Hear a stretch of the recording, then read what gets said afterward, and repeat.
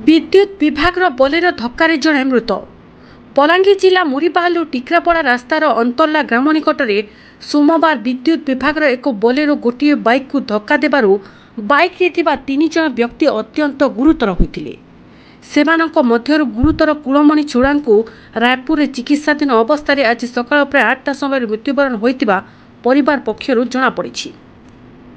विद्युत विभाग रे नियोजित एक बोलेरो अंतरला पेट्रोल पंप को आसी फेरुवा बेले सही रास्ता रे जाउथबा बाइक को पछपटु धक्का देइथिला।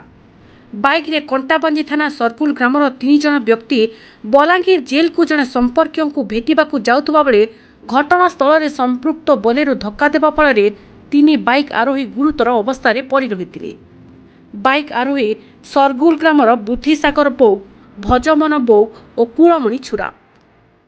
बाइक को धक्का देबा परे विद्युत विभाग बोलेरोर ड्राइवर समेत अन्यान्य अधिकारी घटनास्थल फेरार हो जाइथिले। पर स्थानीय लोके गुरुतर मानकु 108 एम्बुलेंस जोगे बलांगीर भीमभोई मेडिकल को पठाइथिले। बुद्धिसागर को मुहरे गुरुतर आघात लगी मुह रक्ताक्त होई पड़िथिबा बेले गोड़ मध्य भांगी जाइथिला।